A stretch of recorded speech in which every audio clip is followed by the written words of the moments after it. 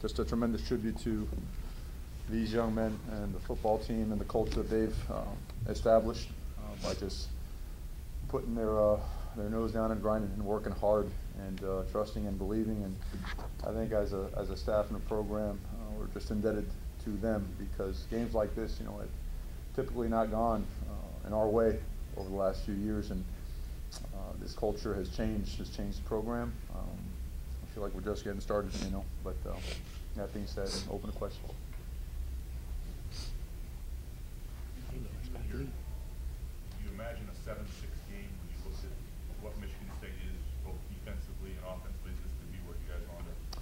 Yeah, it was funny. We mentioned the locker room. Coach Cristobal, our offensive line coach, kept saying all week that, you know, at 3:45, 4 o'clock, yeah, we checked the time. Was that? It was.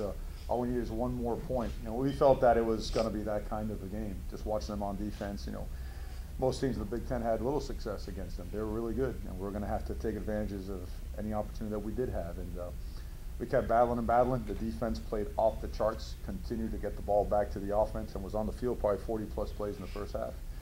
And the offensive guys just kept battling, because, again, it was going to be that type of, we referred to it as an NFL game, you know, where it was going to take something to turn that game around, and you take a victory, whether it be 1 point, 2 points, or 50 points, and these guys found a way to get it done.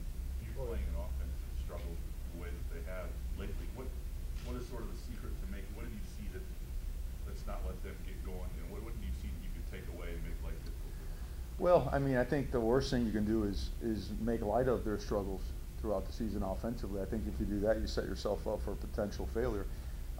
We built them up to be as good as any offense that we've faced, and we'd like to give them that kind of respect.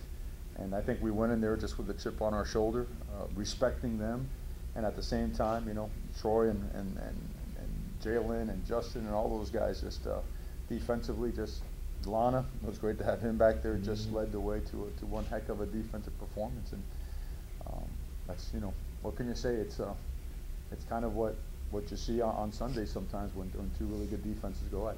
Mario, when you say it's going to take something to turn it around, then in your view, what was it? Because obviously the offense was struggling quite a bit, and it wasn't like a big play set up your possession and drive. Plays in it did, but what was it that turned it that allowed that drive to happen? Yeah, I would say moving the chains, right? You know, that drive right there in the third quarter, I mean, it just got in rhythm, and all of a sudden it was chunk yardage.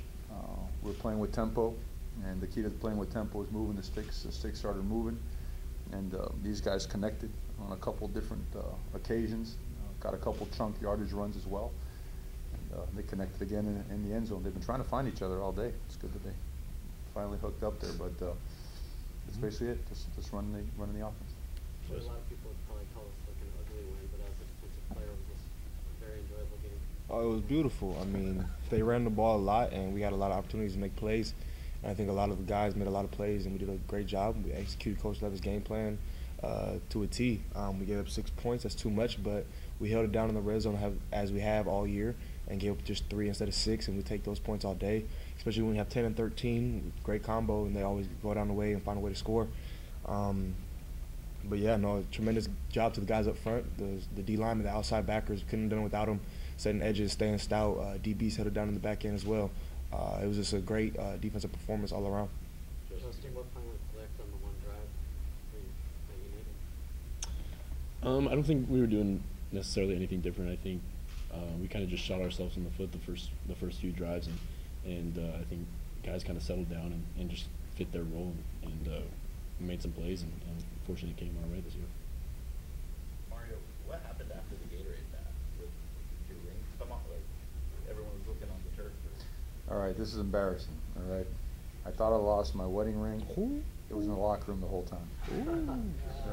So now I've got 14 staffers extremely upset with me. So, but anyways, I like to focus on that. Yeah, you would have had an upset wife if you would have lost that. I don't think you would have worried about the staffers. She's all over it, trust me. But you know, with everything, I can't speak enough about these guys and what they represent and what they are as competitors. I mean, I'm not an old man, but I'm not a young guy either. I'm kind of like, you know, half-time through life, and I've gotten to see some really good locker rooms, and I've gotten to see some really good football teams and competitors, and you're not going to find guys like this. You know, it's hard. You go another 20, 30, 40 years coaching, and now you're around guys of this type of character, competitive character, as well as just character as human beings. So it's great to see them achieve, you know, that next level success and elevate the program to just continue just raising the standard. It's awesome. That's what can I say. Similar, this obviously a tough first half for you. Walk us through that go-ahead drive and the touchdown and then even the catch before, because the catch before is actually what gave you the program record. So walk us through both of those things.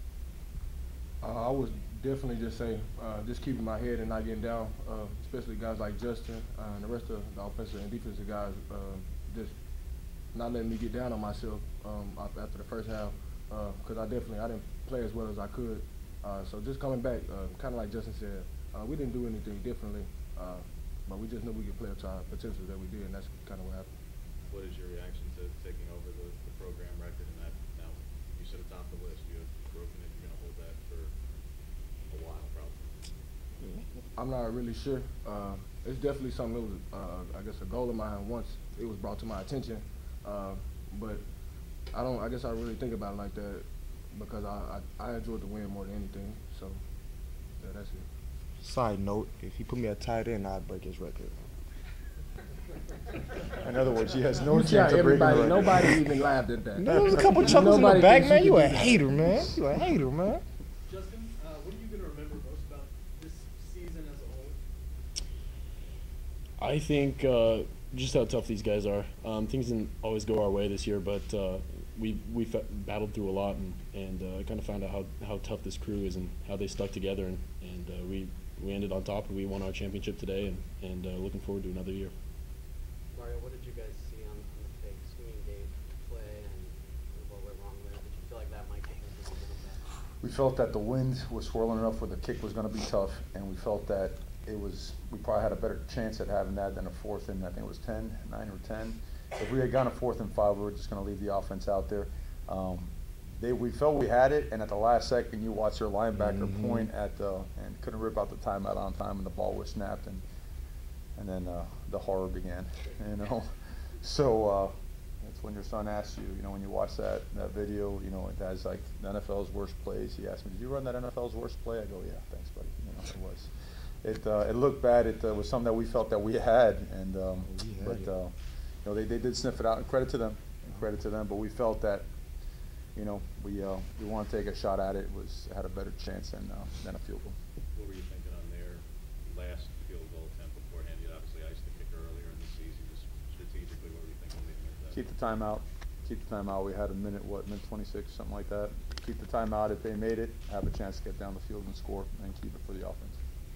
Justin, when you announced your comeback, you said you wanted to eliminate distractions. Do you feel that was effective? And what all went into the decision that you made? Yeah, one of the things that I wanted to kind of demonstrate was how committed I was to this team, and I think it was helpful to do it before the game and not leave it till after, so the bowl game didn't affect it. I've been committed and really excited to be back. How much did you actually look into the NFL? Did you give it much thought? Not a whole lot. I've kind of known what I wanted to do, and I'm just in a great situation and got great guys around me and excited to be here. During the season, you had said that Justin's decision would play into your own in the future. Do you have a timetable for when you'll make a decision regarding next season? And for you, Troy, as well, do you have a timetable for when you'll make a decision for next season? Man, we just won a game. I'm excited. I'm about to go celebrate with the team. Coach, one of the bright spots today was Herbert reaching 3,000 passing yards, Riddell reaching 1,000, Cristobal breaking that record. What can you say when you look back on those three and their offensive performances? These guys they're just different and special, you know, in the way they approach their craft and the way they approach this sport. You know, they make the game better because of their commitment to it. And they make their teammates better because of their commitment to them and to the program. So it's guys like that build and rebuild programs and lead their legacy. And certainly it's something we're very fortunate and honored to have. Mario, going into spring ball, and you have such a dynamic offense coming back, do you anticipate maybe any changes offensively? Not necessarily in the staff, but just offensive-minded what you want to run next year? I think every single year you have to. I think if you don't do that, I think you hurt yourself. I go back to 2014 and being at a place where you lose to Ohio State in the playoff game, and 2 days later you're on a plane to go visit University of Houston and sit down with Tom Herman and talk about tempo and talk about getting 11 personnel and the RPO world. So there's certainly some things that we need to explore, and as our personnel continues to develop and as we acquire certain personnel as well, I think you'll see us evolve more, especially when you have a quarterback like Justin and some of the weapons that we feel we have coming back and some of the guys coming in. Mario, you mentioned it in your opening statement, just the rebuilding of the culture and how the direction you thought that was going. Combining that with having a guy like Justin coming back, what is your kind of excitement level for that? Well, here's the thing. Oregon's, before we got here, and when I'm sure all these guys, when we were just growing up, Oregon was good for a long, long time, and these guys got to see it. And now they've taken on, the onus has been on us. I've been on them to rebuild it. And I think when guys dig in their heels and draw a line in the sand and say we're going to get it done, it speaks volumes. There's some teeth to it. You know what I mean? It's not just talk and tough guy chatter and whatnot. It is a legitimate just meat to it. And I think it's paid big time dividends. Mayor, do you have an update on?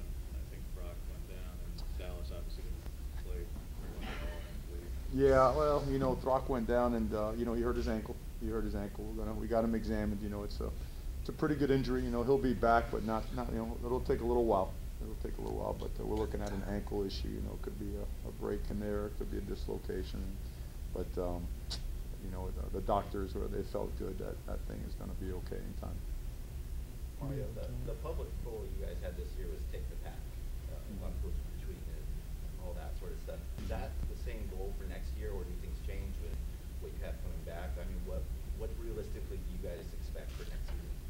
You see Troy nodding. I don't think that could ever change. The goal is always take the pack, whether we here or not. It's the culture, like Coach said. We're building the culture, we're building a brand, and we got to come to the most dominant team in the Pac-12, and that's our goal each year. So it doesn't matter whether me, Herb, or Mitch is here. It's always going to be take the pack. And you understand where he's coming from? It's a daily thing now. It's not just a game. Taking the pack is the way you lift. It's the way you run. It's the way you handle your business. So, and these guys right here, they epitomize that. So. Mary, yesterday was obviously quite sudden with the news that developed elsewhere. How chaotic was that at all? Not too bad. I mean, Not at all. Go right? Ducks. I think we're in the business of distraction, right? I mean, you're going to encounter it all the time, and we're on our way to practice, kind of like I mentioned out there with Bruce Feldman. It got a little bit noisy, and figured it was good to address it before it became noisy, to make it really clear that this is where I want to be, this is where I'm going to be, and that we're working on some things, obviously, with the athletic director to make that happen. So, but there was no waffling, there was no wavering or whatnot. So they got put to bed pretty quickly, And these guys were so focused. Honestly, this is a group of guys that if they showed up on the bus by themselves without a coaching staff, they'd find a way to get it done. That's the kind of faith that we have in. Coach, we had you in Berkeley earlier this year. You're coming off the loss to Stanford. A lot of grumbling about what happened in that game against Stanford. You come in and handling your business in Berkeley. And afterwards, I noticed that you guys sounded like a unified force. And I just want to know, in terms of turning points during the season, look back on that moment. Was that part of this culture that you built, during that period of time that would allow you to have guys forego millions of dollars to come back and want to be here, as long as they can be? Well, I think those are two separate things. I think decisions regarding the NFL are separate than the culture itself. But in terms of the culture itself that they've really dug in and built, without question, because we live in a world of motivation, right? Every time you guys see it, you go to a movie, like the first 15 minutes, like the guy's life is a disaster, right? Someone takes his car, they shoot his dog, he loses all his money, and then we cheer for the next hour and a half for him to make a comeback, right? Well, kind of everything's always kind of like that nowadays, where there has to be a motivating factor to get everybody going. These guys were motivated from the get-go, and when that happened, I think a lot of teams would have folded. I do. I think a lot of teams would have started pointing a finger. I think a lot of teams would have found an excuse, or just found, no reason to push through like, oh, you know, all this work and all of a sudden, bam. But you know, that was a team that beat Oregon the year before, 49-7. You know, and all of a sudden this thing comes down to overtime, and I think that's what spilled over to Washington. A game that was 71-20 a couple of years ago, all of a sudden we win that in overtime. So credit to these guys. I'm talking about all the credit to them and what they have established. Year two of taking over becomes a big shift, mainly in the offseason, because obviously last year still going out of staff. Aaron went to Georgia, and in year two, they obviously reached the championship, and that's a big part of the strength and conditioning work. But that's really like the first step. There's no coaching going on next year. Sure. How quickly does this switch flip, and for the players, how quickly does this flip to hitting the gym again and going through that program? Yeah, the body's got to get back. You have to have 14 days where those bodies do get back, and that's active rest. That's, you know, shooting some hoops and getting in the pool. But being that a game has been played on the 31st, we ain't gonna touch a weight until 2 weeks into the semester, okay, and focus on academics and getting locked in. Now that being said, it's built into the off-season program, the fourth quarter program, and everything that goes with it. It is a very, these guys will tell you, it's a very structured, definitive, get after it type of program that changes your team. And now this last year was like basic training part. This year will be an escalated, elevated version of that. So I don't want to scare these guys to leave. But it's a different. You know what it does? It's all the football movements, and now because the staff has been through it one time, now they can implement the second phase that goes with it to help our team get better. Is there a final question for coaches or player? Troy, you've obviously been a part of a lot of shootouts. What's it like to, you know, have the defense kind of be the ultimate decider of this game, and then that's how you kind of carrying the trophy off the field? What was that feeling like? Man, it was great. Like you said, we've been through a lot of shootouts where it was on us, and we gave up a lot of points. So to come out here and hold the Michigan State offense, which to 6 points is crazy, and I'm super proud of the guys coming out and fighting the way they fought. But yeah, I mean, you don't get trophies when you lose, so we took all the trophies with us.